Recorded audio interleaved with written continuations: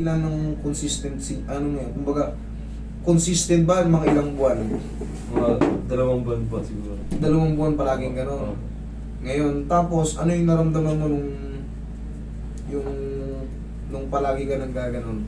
Parang unti-unti po ang nanghihina. Yung naramdaman ko. Dati ba yung kilo mo, dati ba, anong katawan nito? Kasi lakas to, laro to basketball eh. Lagi siya. Hindi, yung timbang mo dati. Timbang niya, yung ilang Walang timbang. ko dati. Hindi mo alam. 60 plus po ako dati. Pero ngayon, 56 po. 60 plus ka dati, sabihin na natin bumaba ka ng 6 na, sabihin natin 6 na kilo lang, o gano'n. 6 na kilo. Pero syempre, hindi regular yun. Kahit sa diet ka, ang hirap magbawas ng pounds lang eh. 10 pounds, ang hirap eh. Pero pag kilos lang bumaba sa'yo, ibig sabihin, meron ng something happen dyan na kumakain ng nutrients na hindi na pumapasok sa tawa mo. Tapos ano yung sabi mo kanina, bumagsak ka? Yung sa tuhod ko po. Yung wala na po lakas. Wala na lakas. Yung sa dito po. Kasi nanghina yan siya dati, as nung nagkasakit siya, ngayon medyo naka-recover siya. Grabe, liit ng binti mo. Naka, ano na siya rin. Sabi, binti niya, oh. Hindi naman mahaba ang daliri ko. Tingnan mo naman, oh. Lumiit na eh. Ang nipis, oh. Tapos, ayan, buto na, oh. Tapos tingnan mo yung tuhod niya, ang laki. Hindi na compatible dito sa ano. So, kumbaga, ibig sabihin, malaking bata to si Sir. Oo. Tapos ngayon, medyo talagang nabawasan. Lumiit siya. Pero, makaka-recover din yan. Ang kailangan mo lang, makabawi ka muna sa mga tulog at pagkain mo. Kasi kung natutulog kang 3 hours, 4 hours, 3 hours, 4 hours, pagka kayo ay may lahing diabetic pa, eh baka maaga kang makaranas ng stroke. Okay, hindi po pwedeng ganun. Consistent, 2 months, 3 oras ang tulog mo, tapos training. Talagang matutuyo yung mga taba mo, mga karni mo. Magmamasil ka, pero ang nangyari sa'yo, parang ano na to, yung sinasabi mo, napasma ka na. Iba na yung kinalabasan, hindi na nagmasil. Nanghina na ng todo yung katawan mo. Sige, i-reset natin yung katawan mo, bossing. Saan ngayon yung pinakamasakit na part mo? Base ngayon sa nararamdaman mo. Saan yung pinakamasakit na part na Dito lang po. dyan? Okay, good. Sige. Kailangan kong tanongin yung para hindi ko pupuruhan kung sakali ang masakit sa'yo, yung parang, yung spine mo parang, yan o, hindi ko pumano, parang tigil din yung paghinga ko. Kasi kasabay yan sa panginggan, buti naka-recover ka na kahit papaano. Kasi pagka kinain ka ng mga, yung parang yung mga muscle mo tuyot, konting ganyan yan, masakit na agad. Hindi sunod-sunod. Ito, bigat. Baka puro ka rin ML eh. O Hindi naman po. Hindi naman. Ano naman ang ginagawa mo? Anong kinapupuyat mo? Tambay lang po. Tambay lang? Eh, kita mo, napulot mo sa mga tambay ng puyat. Relax lang.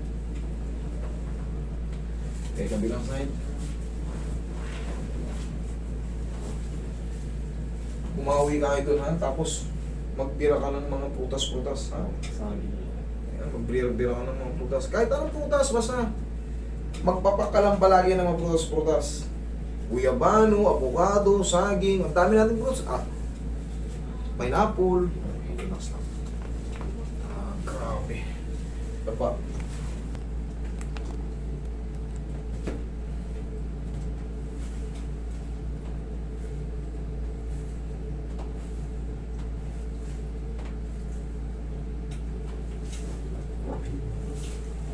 Liit yung mga ano yun.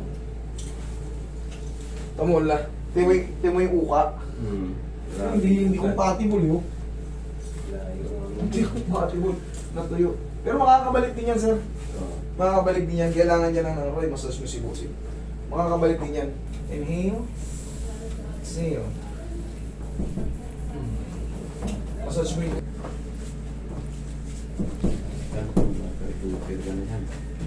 Recover ngayon, mga 3 to 5 months. Maximum 5 months. Nasa ano ka na.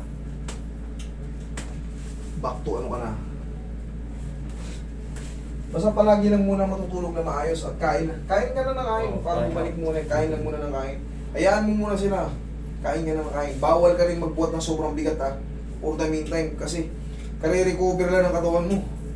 Huwag mo munang huwag mo munang stressin yung sarili mo sa pagbubuhat. Push up lang po.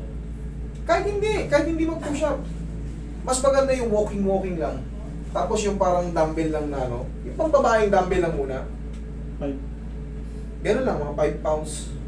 Ganyan lang. Yun lang muna. Tapos walking lang muna.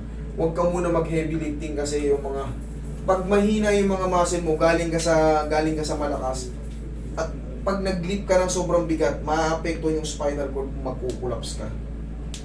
Believe me. Okay? Opo. Makaka-recover ka niyan. Bumalik ka lang muna sa pagkain. Tapos yung tulog. Ayusin mo yung tulog. Pupunta ka pag airport. Kasi okay lang siguro na nagpupunta doon minsan sa airport laging ano ba? Shooting. Shooting siya. Pwede Walang problema. Okay lang. Wala lang munang talon-talon. Kung namimiss mo yung bola, shoot ka lang muna. Wala munang talon-talon kasi weak pa yung mga ano mo, yung calf mo. Ay, hapay mo Sobrang lito. Maaari ka maglakad-lakad lang muna, mag-bike ka ng ano, stationary bike, okay lang yun. Iwasan mo lang. Iwasan mo lang muna yung mga talon-talon, baka mamaya mag-collapse ka ron. Tapos, bawi sa tulog and kain. So yan, ito na, isa to sa mga makakapulutan nyo ng aral. Si Sir, tulog ng 3 oras lang, 4 na oras. Ganun palagi sa 2 buwan. Baka magaya kayo. Ito hindi para sa takutin kayo, para may kapulutan ng ano. So yung mga mahilig magpuyat, basta best to nakukuha na ng ano, ng example na siya para hindi ano yun. Baka yung mga mahilig magpuyat, ganasin nyo yung ganito. Ang hirap, sakit sa katawan. At baka hindi nyo kayanin, baka ma-depress kayo. Alam nyo na, kasunod ng depression. Kaya ko ng probinsya para makanoon gusto agad ba? Kasi yung gaya sabi ko sa'yo, idol, magbasa-basa lang muna ha. Okay, tayo ka nga, lakad ka. Dahan-dahan lang muna, sige. Anong pakaramdam mo nung na-reset ka? Ayos, wala mo ng talon ha. Okay, unti-unti ka rin makaka-recover. Thank you, Lord. Okay?